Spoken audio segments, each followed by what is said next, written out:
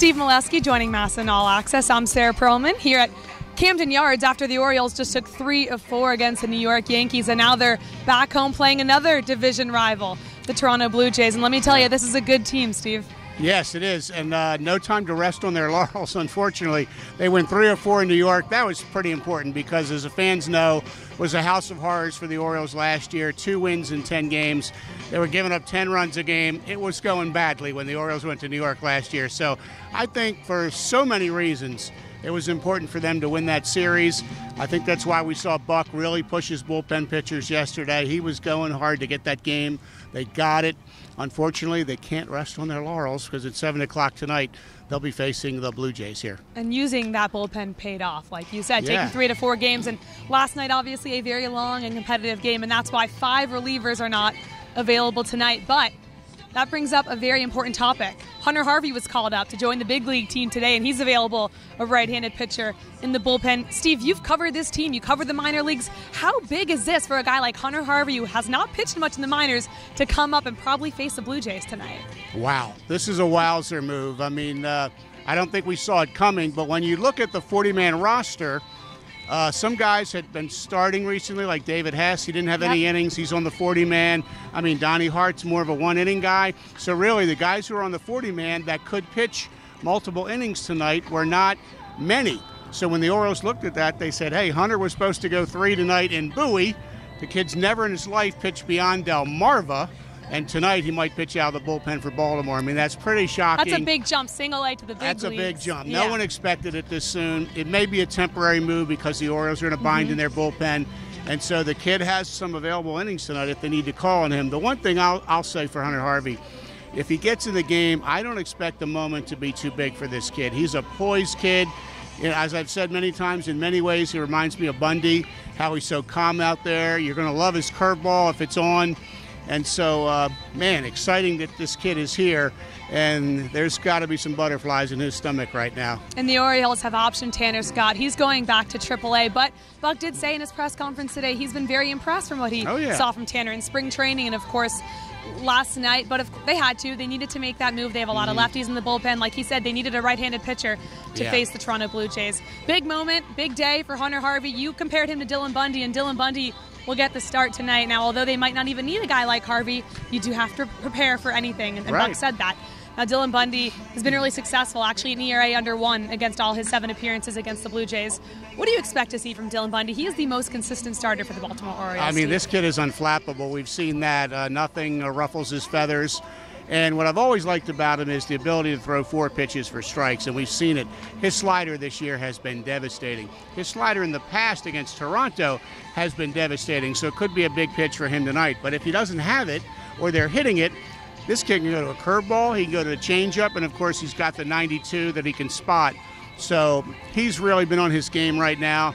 It followed his spring training where he didn't pitch well again, but he was working on stuff and getting ready, and they could use him to go deep tonight. The bullpen's on fumes, as we know. So it would be great for the Orioles if Dylan can have a long outing. It'd also be great if he can get the W. He deserves it. 2 stellar outings so far for the Orioles, and this guy's looking for a win. Something so interesting about Dylan Bundy, and what's great is he studies the game. Buck always talks about it. When he's not pitching, he is watching every play out there and gives his thoughts. A great pitcher, so excited to see him.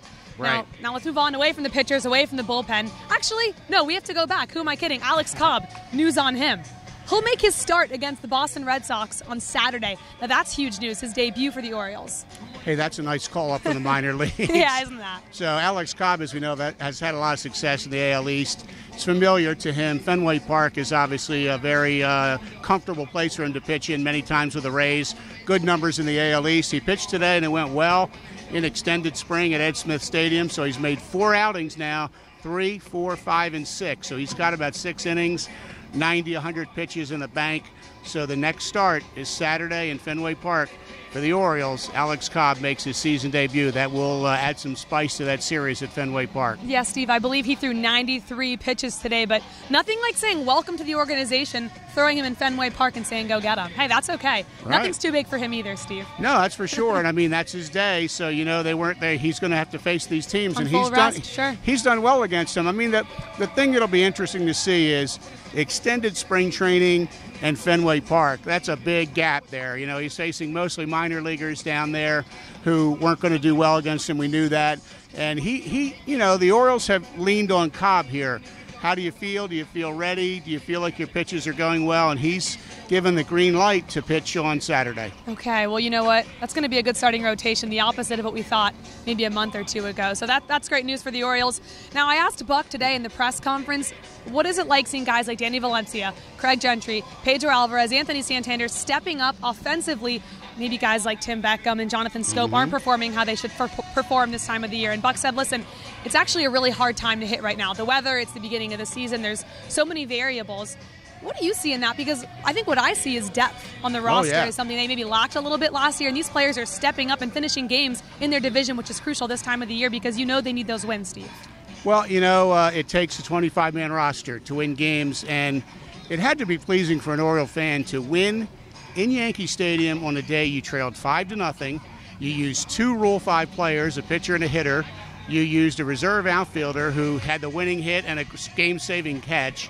And so, I mean, they got contributions from guys like Jones, Machado, and Scope, but the headliners in a win in Yankee Stadium on a crucial game were guys like Santander and Blyer and Gentry and Araujo. I mean, and Alvarez, and you can keep going. Wow. I mean, you would not expect those guys to be leading the way, but it was exciting for the team and the organization that they did. What do you think about the team so far? They're under 500, but they're playing really well. Now, leading into tonight, what are your thoughts on the roster? Because we heard Kayla Joseph say this team reminds him of the 2014 team, and you know that team, Steve. Well, you know, it's interesting. There's so much excitement about the team, and yet they're 4-6. So, okay, they're under 500. But I think April, Sarah, is about survival mode. The Orioles are going to play all 5 teams that made the American League playoffs before the end of April. That's a tough schedule. I don't know if anybody else in baseball has that. The Red Sox haven't, I'll tell you that much. The Red Sox have been playing the Rays and the Marlins, so they've had a soft schedule, and to their credit, they've rolled through it. So I think the Orioles just want to hold their own. They want to be 500-ish, a couple games under, a couple games over if they can do it, hold their own here in April, and then the schedule will be a little more forgiving a couple weeks from now.